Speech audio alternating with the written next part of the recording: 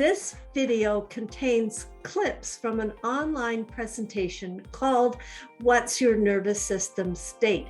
It is based on the polyvagal theory developed by Dr. Stephen Porges and then the work of social worker Deborah Dana. I hope you enjoy and can take good care of your nervous system. So just want to remind you a little bit about this prefrontal cortex. When it stays on, we're able to be in that safe place. When the amygdala goes off, where if we have, especially if we have too many stimuli that we're emotionally unsafe, it will fire. It is Porges's work that says the parasympathetic system that calms down has actually two streams. And the one helps us bring back the prefrontal cortex, but the other will take us down into the collapsed, depressed state. So I just wanted to do a little reminder of that. The problem is for many people that they get stuck in one of these states, and I'm calling the sympathetic state the charged state. Has a high charge, it's highly immobilized, it's loud, it's angry, it's frustrated, it calls you a name that rhymes with truck. It's often what can burn out colons even. So I had a friend who ended up with all kinds of colon problems, and she had a huge anger management issue that never got under control. There's a place for this energy. Like, I want to get a little agitated about the homeless.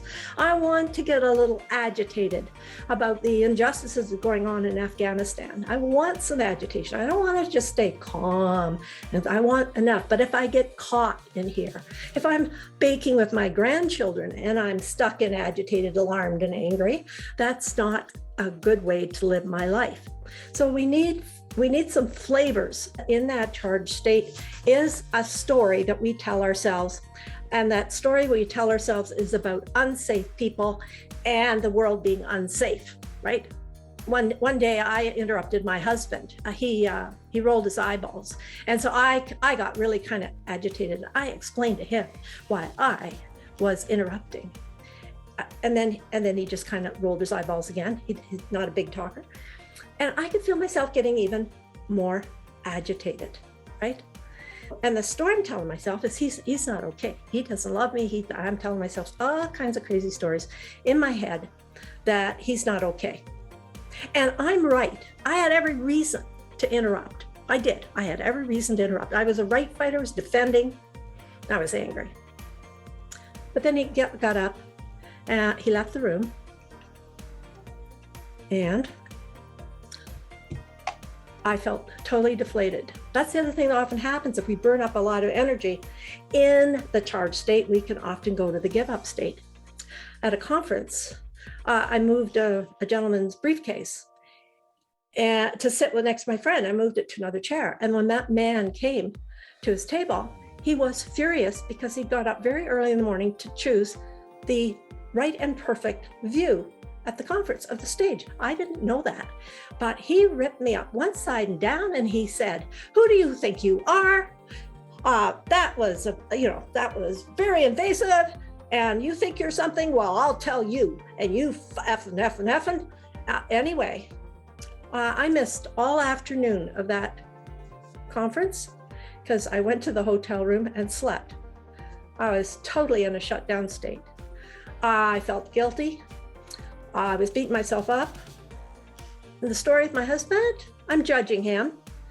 In this story, I am judging myself. The story I'm telling myself is one of despair.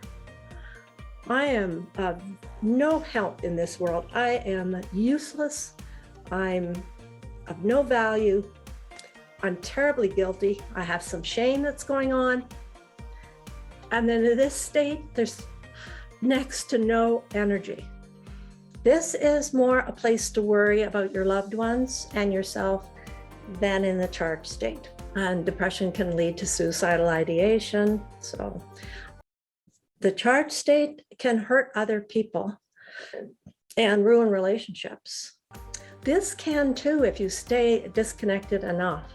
Again, I'm going to mention, there's a time to give up. There's a time to give up something that you've been at, and you start to feel discouraged. Yes, pay attention to that.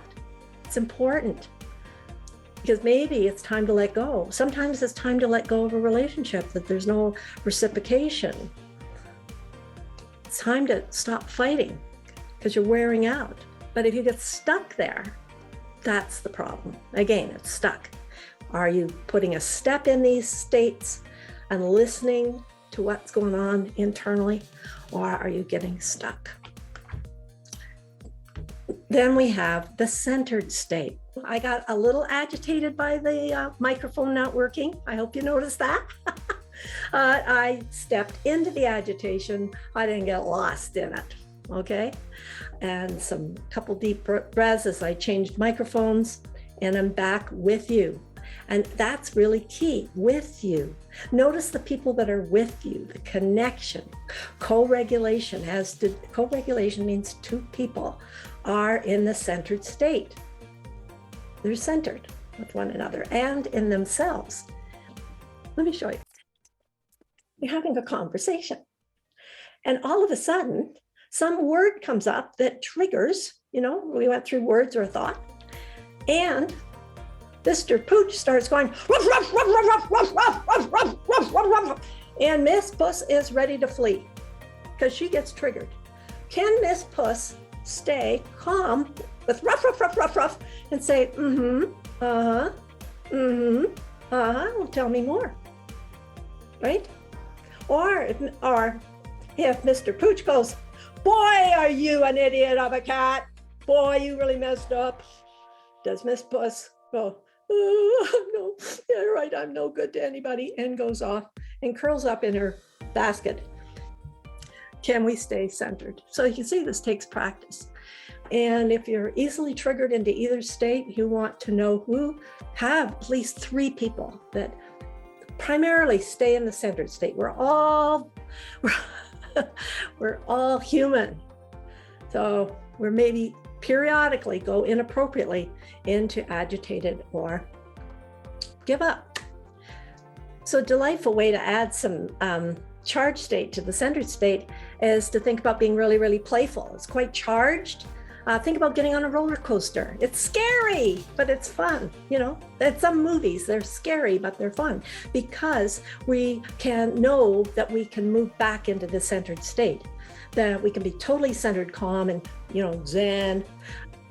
We can come back, or we can get really pondering about ourselves. And grieving is a really good example of appropriate going into the give up state, because when my mom died, when my daughter-in-law died, when my mom died, when a couple of close friends died, there is a need of giving up. It's a process of giving up. But if I got lost there, I'm got a problem. Know that you want to be anchored in the centered state. Think about it this way.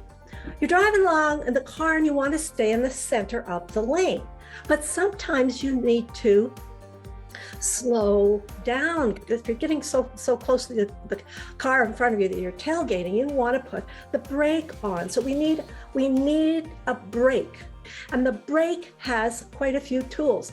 Most of us know about all the breathing techniques: meditation, guided meditation, feeling your feet on the floor, noticing your breathing, noticing your heart rate. Again, back to the noticing to slow us down.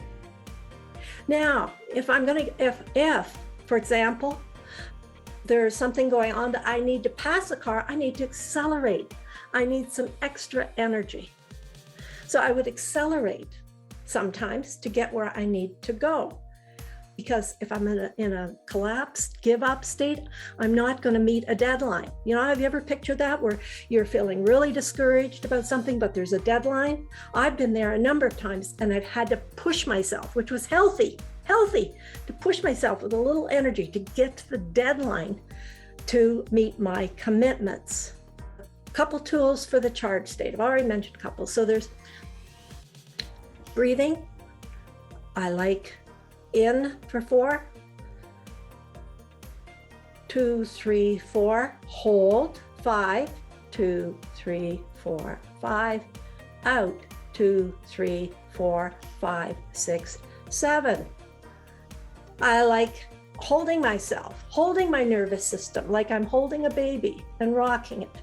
This is all helps the charged state. Feeling my feet on the floor. Naming 3 things I can see in my head.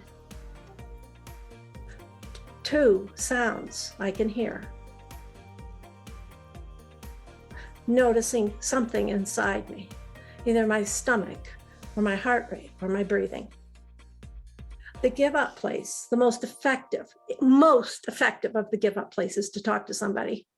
I highly recommend you have 3 names of people that feel emotionally safe for you nearby, that you can pick up the phone. And you really have to discipline yourself, because if you get caught in there, it's very little energy to pick up the phone. The human voice, the connection, will help move you up into the centered state.